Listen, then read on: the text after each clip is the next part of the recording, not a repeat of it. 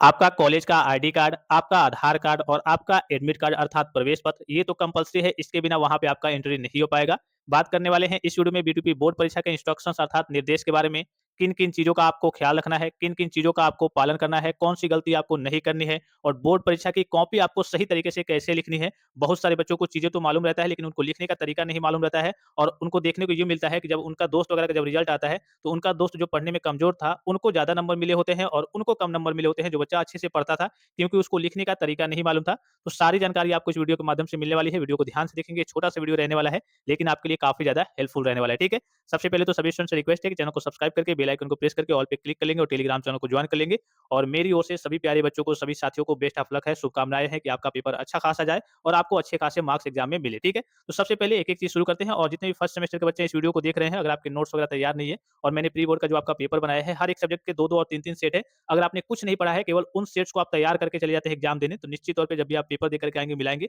उससे बाहर आपके बोर्ड परीक्षा में एक भी क्वेश्चन नहीं पूछे जाएँगे। ये सारी चीज़ें आपको पॉली वाला टेक्निक एप्लीकेशन पे देखने को मिल जाएँगी। डायरेक्ट लिंक आपको इसी वीडियो के डिस्क्रिप्शन बॉक्स में सबसे ऊपर देखने को मिल जाएगा, ठीक है? तो चलिए शुरू से स्टार्ट करते हैं। सबसे पहले आपका एडमिट कार्ड तो कंपल्सरी है, बिना एडमिट कार्ड के आपका वहाँ पे एंट्री नहीं हो पाएगा और आपका आईडी में आपका आधार कार्ड आपके पास रहना चाहिए या फिर आपकी कॉलेज की आईडी आपके पास रहनी चाहिए। दोनों में कोई एक आपके पास होना चाहिए। इसके अलावा क्या आप ले जाकर आपको क्या-क्या ले जाना है, तो आपके पास 2 पेन रहना चाहिए। एक-एक पेन लेकर के आप नहीं जाएँगे। बहुत सारे बच्चे क्या होता है कि एक ब्लू पेन, डॉट पेन ही आपको ले जाना है, जेल पेन नहीं ले जाना है। एक ब्लू पेन ले जाते हैं, एक ब्लैक पेन ले जाते हैं, फिर उनके सामने समस्या आ जाती है, कोई पेन बीच में कहिए कि धोखा दे दिया, तो उनके सामने समस्या आ जाती है। तो एक कम से कम 2 आपको ब्लू पेन, 2 ब्लैक पेन और एक चाहे तो आप मार्कर जो स्केच होता है नॉर्मल सा, हल्का कलर के ब्लैक कलर में या फिर ब्लू कलर में आप ले जा सकते हैं। इसके साथ-साथ आपको क्या ले जाना है, आपको स्केल ले जाना है, ठीक है? स्केल आपके कह लीजिए कि वहाँ पे डायग्राम वगैरह के लिए कई सारी जगहों पे आपका उसका यूज़ होता है। स्केल हो गया, इसके अलावा आपका पेंसिल हो गया, इरेज़र हो गया, कंपास हो गया, ठीक है? कैलकुलेटर के लिए कि कुछ सब्जेक्ट में अलाउड होता है, जैसे थर्ड सेमेस्टर की बात करें, मॉस सॉम आपका सब्जेक्ट था, उसमें अलाउड रहता है, तो आपको टीचर पहले ही बता देते हैं, आपको मालूम होगा कि हाँ, कहाँ-कहाँ पे अलाउड है, सभी सब्जेक्ट में अलाउड नहीं होता है। सबसे पहले आप ये ध्यान देंगे कि 1 घंटे पहले कम से कम आपको सेंटर पे पहुँच जाना है। कभी-कभी दिक्कत देखने को मिलती है, जैसे आपका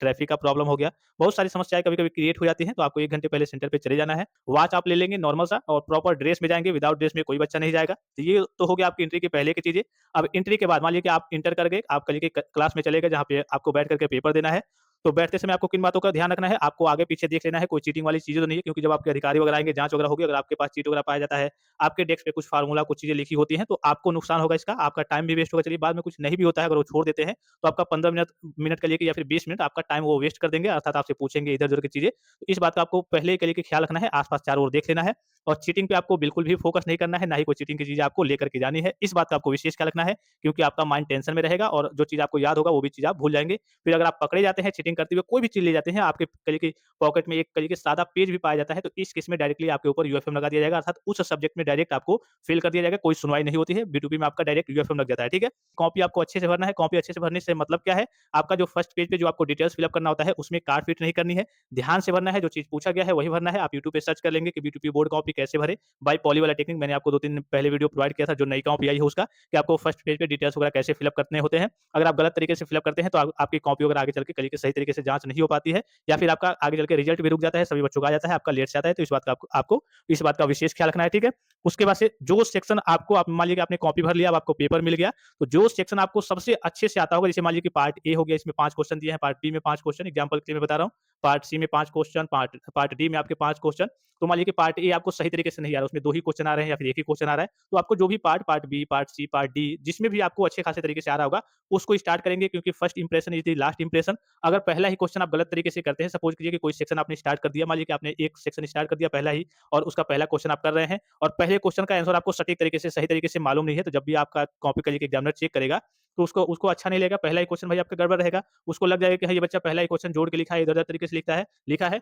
तो कल की इंप्रेशन वहाँ पे आपका कल के पूरा डाउन हो जाएगा और उसकी मानसिकता उस प्रकार से बन जाएगी कि वो समझ जाएगा कि हाँ, इस बच्चे के पास जानकारी नहीं है, क्योंकि टीचर जो आपकी कॉपी वगैरह को चेक करते हैं, उनके पास इतना एक्सपीरियंस होता है कि वो केवल आपका तुरंत 5 सेकंड में देख करके जान जाएँगे कि हाँ, इस बच्चे ने क्या लिखा है, इसके पास जानकारी है या फिर नहीं। तो जो भी सेक्शन आपको अच्छे खासे तरीके से आ रहा है, अब ये नहीं कि आपने पार्ट ए में 5 क्वेश्चन दिए हैं, तो पार्ट ए का आपने पहला कर दिया और 4 क्वेश्चन आप सोचे कि अब हम पार्ट बी करने जा रहे हैं, पार्ट ए के जितने 3-4 क्वेश्चन बचे हैं, वो हम जाकर के बाद में करेंगे, नहीं। का जो पेपर आता है, तो उसपे लिखा रहता है कि हाँ, इसमें 5 क्वेश्चन दिए हैं, इसमें से आपको 3 ही करना है, 4 ही करना है। तो जितना आपका निर्देश रहेगा, उस हिसाब से उतने क्वेश्चन्स आपको अटेम्प्ट करने हैं। उसके बाद से आपको नेक्स्ट सेक्शन की ओर जाना है। अगर आपको नहीं आता है, तो थोड़ा-सा आप उस हिसाब से अपने अंदाज के हिसाब से स्पेस छोड़ देंगे। ये नहीं कि पार्ट ए का कहिए कि पार्ट ए हो गया, इसका हमने 1 क्वेश्चन कर लिया, अब पार्ट बी स्टार्ट कर दिया और पार्ट ए का फिर से 3 क्वेश्चन बचा हुआ है, इसका हम बाद में जाकर के करेंगे, नहीं। एक-एक पार्ट आपको लाइन से करना होता है, ठीक है? फिर उसके बाद से देखिए, उसके बगल में ही आपको जो क्वेश्चन मान लीजिए कोई क्वेश्चन आप कर रहे हैं, उसका आपको कहिए कि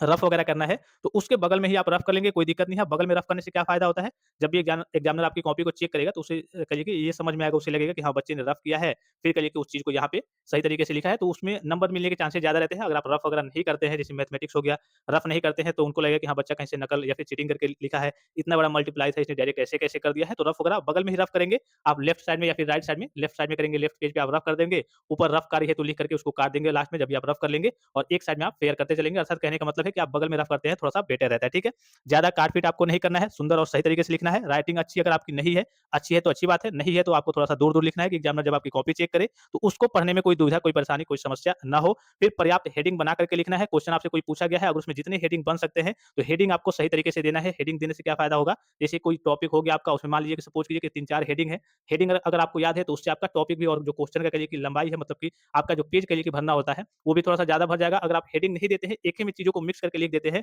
तो एग्ज़ामिनर के ऊपर गलत इफ़ेक्ट कहिए कि पड़ेगा जब वो चेक करने जाएगा, तो वो कहिए कि थ्योरेटिकल पार्ट ये नहीं कि आपने लिख दिया है, 2 पेज में लिख दिया है, एकदम कहानी के जैसे लीपापोती कर दिया है, तो कहिए कि उनको चेक करने में अच्छा नहीं लगता है। वही अगर आपने पॉइंट बना करके उसको हेडिंग के रूप में बना करके लिखा है, तो उनको अच्छा लगता है। वो केवल हेडिंग देख करके समझ जाते हैं कि आपने अंदर क्या लिखा है, क्योंकि अगर आपको हेडिंग मालूम है, तो उसके अंदर की चीज़ें, जैसे एग्ज़ाम्पल के लिए कोई 4 टाइप्स आपसे पूछे गए हैं, उन चारों टाइप्स को आपने पॉइंट बाय पॉइंट लिख दिया है कि हाँ, ये है, ये है, ये है। उसके अंदर अगर आप गलत तरीके से चीज़ों को भी लिखते हैं, लेकिन ऊपर-ऊपर अगर आपने हेडिंग वगैरह सही तरीके से दिया है, तो समझ जाएगा कि हाँ, इसको इसके टाइप्स के बारे में मालूम है, तो इसके टाइप्स के अंदर की चीज़ें थोड़ी बहुत इसको मालूम होगी, तो बच्चे ने सही तरीके से लिखा होगा, तो इस तरीके से आपको अच्छे खासे नंबर देखने को मिलते हैं, ठीक है? तो हेडिंग का आपको ज़्यादा से ज़्यादा उपयोग करना है और हेडिंग जब भी आप देंगे, उसको अंडरलाइन कर देंगे, थोड़ा-सा बोल्ड कर देंगे कि अच्छे से दिखे। मेन पॉइंट्स को आपको, जो मेन पॉइंट्स रहता है, जैसे आपने हाई स्कूल या फिर इंटरमीडिएट में देखा होगा, आपने विद्या वगैरह या फिर क्वेश्चन बैंक से पढ़ाई वगैरह की होगी, तो उसमें जब भी आपका जीवन परिचय आप पढ़ते होंगे, तो एक तरीके से तो आपका साइड में आपका दिया रहता है, पूरा आपका थ्योरेटिकल पार्ट दिया रहता है कि इनका जन्म यहाँ हुआ था, ये हुआ था, और उसी के साइड में अगर आप देखते होंगे, तो जन्म स्थान, उनका जन्म की डेट, मृत्यु की डेट, उनके कल की रचनाएँ ये थी, वो मेन पॉइंट्स वगैरह बगल में लिखा रहता है। तो उसी तरीके से अगर आपको कोई क्वेश्चन इस प्रकार से है कि उसमें कई सारे पॉइंट्स वगैरह हैं, तो सबसे ऊपर आप उसको ब्रैकेट में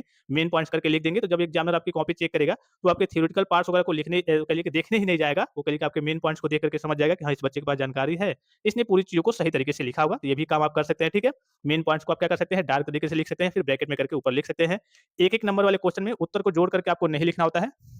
ये मैं आपको क्यों बता रहा हूँ, बहुत सारे बच्चे होते हैं, जैसे मान लीजिए कि आपसे पूछा गया है कि हाँ, इसकी विमा लिखिए, पृष्ठ तनाव की विमा लिखिए, तो अब ये नहीं कि आप 1 नंबर वाले क्वेश्चन में पृष्ठ तनाव पूछा गया है कि पृष्ठ तनाव की विमा लिखिए, आपने पृष्ठ तनाव का डेफिनिशन लिख दिया, उसका मात्रक विमा पूरा लिख दिया, नहीं। आप सो 1 नंबर में ये काम आप 2 नंबर या फिर ढाई नंबर या फिर 5 नंबर वाले क्वेश्चन में कर सकते हैं, लेकिन 1 नंबर वाले क्वेश्चन में जो आपसे पूछा जाएगा, उसका सही और सटीक जवाब देना होता है। अगर इधर-उधर आप जवाब देते हैं, तो आपको नंबर नहीं मिलते हैं, अर्थात कहिए कि अगर इधर-उधर जवाब आप ज़्यादा जवाब दे देते हैं और उसमें कोई गलती होती है, तो आपके पूरे कहिए कि क्वेश्चन वगैरह या फिर 1 नंबर की जगह आपको आधा नंबर ही दिया जाएगा। इस बात का आपको विशेष ख्याल रखना है, तो एक-एक नंबर वाले में जितना पूछा जाए, उतना ही आपको लिखना है, ठीक है? फिर कई सारे बच्चों का ये कहना होता है कि सर हमें अगर क्वेश्चन आगे से नहीं आ रहा है 1-1 नंबर या फिर 2-2 नंबर वाला, तो हम पीछे से कर सकते हैं या फिर नहीं? हाँ, आप आगे से करना चाहें तो आगे से कर सकते हैं। अगर आपको आगे से शुरू से आपके क्वेश्चन वगैरह अगर नहीं याद है या फिर आपको लग रहा है कि हाँ, ये 1-1 नंबर वाले क्वेश्चन है, हम सोच रहे हैं कि पहले 5-5 नंबर वाले अटेम्प्ट कर लें, तो आप पीछे से भी चीज़ों को अटेम्प्ट कर सकते हैं, कोई दिक्कत की बात नहीं है, बशर्ते कि आप जो भी क्वेश्चन अटेम्प्ट करेंगे, पहला क्वेश्चन आपका अच्छे खासे तरीके से होना चाहिए, जो अच्छे खासे तरीके से आपको आता हो। पहले क्वेश्चन में आपको ज़्यादा जोड़-जाड़ करके नहीं लिखना होता है, नहीं तो एग्जामिनर समझ जाएगा कि हाँ, ये बच्चा जोड़ने वाला है, इसने सही तरीके से चीज़ों को नहीं लिख पाया है, मतलब नहीं लिखा है, ठीक है? तो इस बात का आपको विशेष ख्याल रखना है। स्टेप वाइज़ भी नंबर मिलता है, कई सारे सब्जेक्ट जैसे मैथमेटिक्स की बात करें, तो अगर आपको जो चीज़ करिए कि जितना आता है उतना आप लिख देते हैं स्टेप वाइज़, तो नंबर आपको देखने को मिल जाएगा, पूरा उसका सॉल्यूशन करेंगे। लेकिन अगर आपका जहाँ तक सही है उसके बाद से कुछ चीज़ें गलत हो गई है, आंसर नहीं आ पाया है, तब भी आपको स्टेप वाइज़ नंबर पॉलिटेक्निक में मिल जाता है। नया सेक्शन अब जब भी आपको स्टार्ट करना है, जैसे आप कोई क्वेश्चन कर रहे हैं, जाकर के आधे पेज या फिर उसके नीचे आपका खत्म हो गया, उसके बाद से अगर आपका नया क्वेश्चन आया है, तो आप क्या करेंगे, 2-3 लाइन छोड़ करके क्वेश्चन नंबर मान लीजिए कि आप फर्स्ट कर रहे हैं, को पार्ट ए मान लीजिए कि आप पार्ट ए का क्वेश्चन नंबर फर्स्ट का आंसर दे रहे हैं और क्वेश्चन नंबर आपका फर्स्ट या फिर आंसर जो भी आपको जैसे भी लिखना है, क्वेश्चन नंबर फर्स्ट का ए का आंसर, क्वेश्चन नंबर फर्स्ट का बी का आंसर, वो आपको मिडिल में बीच में ही लिखना है, उसको नीचे अंडरलाइन कर देना है। उसके बाद से उसके एक लाइन छोड़ करके नीचे उसका आंसर देना है या फिर ना भी लाइन छोड़े तब भी कोई दिक्कत नहीं है। लेकिन जब भी आप नया क्वेश्चन शुरू करेंगे तो नीचे 2 लाइन, कम से कम 2 लाइन या फिर 3 लाइन छोड़ करके नया क्वेश्चन शुरू करेंगे और जब भी आप नया सेक्शन शुरू करेंगे, जैसे पार्ट ए हो गया भाग अ, ब, स, द अर्थात part A, B, C, D करके होता है। तो मान लीजिए कि आपने पार्ट ए के 5 क्वेश्चन अटेम्प्ट कर लिए, 5वें क्वेश्चन को जब आप कर रहे हैं तो आधा आधा पेज या फिर उससे ऊपर भर गया है। अभी जगह स्पेस काफ़ी ज़्यादा है। लेकिन अगर आप पार्ट बी स्टार्ट कर रहे हैं तो आप नेक्स्ट पेज से स्टार्ट करेंगे और part A, part B, part C आप स्केल से अंडरलाइन अंडरलाइन कर देंगे या फिर थोड़ा-सा बोल्ड कर देंगे, थोड़ा-सा बेटर रहेगा देखने में। जब एग्जामिनर आपकी कॉपी को चेक करता है तो उसको अच्छा लगता है, ठीक है? इस बात का आपको विशेष ख्याल रखना है। फिर कॉपी में मोबाइल नंबर, ईमेल आईडी, कोई इमोशनल चीज़ वगैरह कॉन्टैक्ट करने का माध्यम, ये सारी चीज़ें आपको नहीं लिखनी है, ये तो आपको मालूम होगा। कोई प्रश्न आपको छोड़ना नहीं है, आता हो चाहे ना आता हो, अगर नहीं आता है लास्ट में तो आपके पास ये ऑप्शन रहेगा कि उससे संबंधित, उस चैप्टर से संबंधित कोई भी चीज़ आपको याद हो, उसको आपको लिख देना होता है। फर्स्ट सेमेस्टर के बच्चों की बात करें तो फर्स्ट सेमेस्टर में आपका इंजीनियरिंग ग्राफिक्स में आपको इंजीनियरिंग शीट मिलती है, इंजीनियरिंग का आपका कल की ऐसे नॉर्मल कॉपी जो हर एक कल की आपकी कॉपी मिलती है लाइनिंग वाली, वैसे आपको कॉपी नहीं मिलेगी। इंजीनियरिंग ड्राइंग में आपको इंजीनियरिंग शीट देखने को मिलेगी। उसमें आपको टाइटल ब्लॉक बनाना नहीं होता है, सारी चीज़ें वहाँ पे नाम, रोल नंबर लिखने के लिए ऑप्शन रहता है। टाइटल ब्लॉक अगर क्वेश्चन में आपसे पूछा गया है, गिवन है, तब आपको उसका आंसर देना होता है, ऐसे आपको टाइटल ब्लॉक नहीं बनाना होता है। अगर आपका इंजीनियरिंग ग्राफिक्स अर्थात ड्राइंग जिसे कहिए कि इंजीनियरिंग ग्राफिक्स कहिए या फिर ड्राइंग कहिए, उसका अगर आपका पेपर है तो आपको एमडी और ड्राइंग बोर्ड लेकर के जाना होता है। अब ये ड्राइंग बोर्ड का मसला ये फँस जाता है, कई जगह कॉलेज में अवेलेबल रहता है, उपलब्ध रहता है, तो आपको नहीं ले जाना पड़ता है। कई कॉलेज में नहीं होती है सुविधा, तो आपसे वो कहते हैं कि हाँ, ड्राइंग बोर्ड लेकर के आइएगा। फिर आपको कहिए कि पेपर देते टाइम टाइम का विशेष ख्याल रखना है। कई बार ये होता है कि लास्ट में चल के बच्चों का क्वेश्चन वगैरह छूट जाता है, तो टाइम का आपको विशेष ख्याल रखना है। टाइम को आपको मैनेज करते हुए चलना है। लंबे क्वेश्चन है तो 15 मिनट दे दीजिए, कहिए कि 20 मिनट तक दे दीजिए, लेकिन जो छोटे-छोटे 1-1 नंबर, 2-2 नंबर के क्वेश्चन है, उसमें आपको 2 मिनट, 5 मिनट से ज़्यादा उसमें आपको नहीं देना है। लास्ट में जब भी आप सारी चीज़ों को लिख लेंगे, तो लास्ट में एक बार देख लेना है सारी चीज़ों को, अलट-पलट के पेज वगैरह को, कुछ छूटा तो नहीं है, कुछ चीज़ें बची तो नहीं है। आप हिंदी में या फिर इंग्लिश में लिखना चाहते हैं, जैसे मर्ज़ी आप लिख सकते हैं, मिक्स करके भी लिख सकते हैं। कोशिश करेंगे जितने भी मेन टॉपिक्स हैं, पॉइंट्स हैं, जैसे मान लीजिए कि आपको फ़ोर्स लिखना है, तो अब ये नहीं, कोई ज़रूरी नहीं है कि हाँ, बल-वल हर जगह लिखेंगे, नहीं। आप इंग्लिश में ही फ़ोर्स, एफ-ओ-आर-सी, फ़ोर्स लिख सकते हैं, बीच में ही, कोई दिक्कत नहीं है, मिक्स करके भी चीज़ों को लिख सकते हैं। इंग्लिश में अगर आप लिखते हैं, तो थोड़ा-सा नंबर आपके मिलने के चांसेस ज़्यादा रहते हैं। जैसे अगर आपका कोई सीबीएसई बोर्ड का आपका दोस्त वगैरह होगा, उसका रिज़ल्ट आएगा, अगर वो पढ़ने में अच्छा खासा है, उसका रिज़ल्ट आएगा, देखेंगे आपसे उसका ज़्यादा नंबर आएगा। अगर पढ़ने में ठीक-ठाक है तो। अगर मान लीजिए कि सेम चीज़ उतना ही आप भी लिखते हैं, उतना वो भी लिखता है, तो अगर आपको 20 नंबर या फिर 25 नंबर मिले हैं, तो उसको 30 या फिर 35 देखने को मिलेंगे, ठीक है? तो इस तरीके से इंग्लिश वाला कहिए कि थोड़ा-सा इंप्रेशन इंग्लिश वाले बच्चों का थोड़ा-सा ज़्यादा रहता है। तो अगर आपको इंग्लिश में चीज़ें कुछ याद है थोड़ी बहुत या फिर मिक्स करके लिखना चाहते हैं, तो मिक्स करके लिख सकते हैं। बशर्ते आपको जैसे कम्युनिकेशन स्किल्स इन इंग्लिश का सब्जेक्ट हो गया, भाई वो तो इंग्लिश का सब्जेक्ट ही है, तो उसमें आपको मिक्स करके हिंदी इंग्लिश नहीं लिखना होता है। भाई जो इंग्लिश का सब्जेक्ट है उसमें तो इंग्लिश में ही लिखना होता है, लेकिन जो और जितने सब्जेक्ट हैं communication skills in English first semester का छोड़ दे तो और जितने भी सब्जेक्ट हैं उसमें आप मिक्स करके लिख सकते हैं, कोई समस्या नहीं है। कॉपी के लास्ट में आपका ग्राफ होता है, अगर आपका ग्राफ कुछ बनाने को आया है तो लास्ट में आप उसमें ग्राफ बनाएँगे। बोर्ड पेपर पे आपको रोल नंबर के अलावा और कुछ नहीं लिखना होता है, जो बोर्ड का पेपर आपको मिलेगा जिसमें क्वेश्चन वगैरह रहेंगे, तो उसपे बस आपको रोल नंबर लिखना होता है और कुछ आपको नहीं लिखना होता है। जैसे बहुत सारे बच्चे उसपे टिक वगैरह लगाने लगते हैं कि इसका आंसर ये है, इसका आंसर ये है, इसका ये होगा। तो बाद में जब अधिकारी वगैरह आते हैं, जाँच वगैरह करते हैं, तो उनको लगता है कि चीटिंग के लिए बच्चे ऐसा कर रहे थे, तो उसपे आपको कुछ नहीं लिखना होता है और कॉपी में पैसा वगैरह नहीं रखना होता है और बी कॉपी आपको पॉलिटेक्निक में नहीं मिलती है और मोबाइल, पर्स वगैरह और पेज वगैरह आपको बिल्कुल भी नहीं लेके जाना है। आप अर्थात आपके पास आपका कोई भी चीटिंग का सामान आपके आस-पास भी या फिर आपके जेब में नहीं होना चाहिए, नहीं तो डायरेक्ट आपके ऊपर यूएफएम लगा दिया जाएगा, अर्थात उस सब्जेक्ट में आप फेल कर दिए जाएँगे। इन सारी चीज़ों के बारे में मैंने आपको बता दिया और किसी प्रकार का संदेह हो, कोई भी चीज़ आप जानना चाहते हैं, कोई चीज़ आप पूछना चाहते हैं, तो आप कमेंट बॉक्स में कमेंट करके पूछ सकते हैं। आई होप ये वीडियो आपको काफ़ी ज़्यादा हेल्पफुल और इन्फॉर्मेटिव लगा होगा। फिलहाल इस वीडियो में इतना ही, इजाज़त दीजिए। धन्यवाद। Thanks for watching. मिलते हैं नेक्स्ट वीडियो में।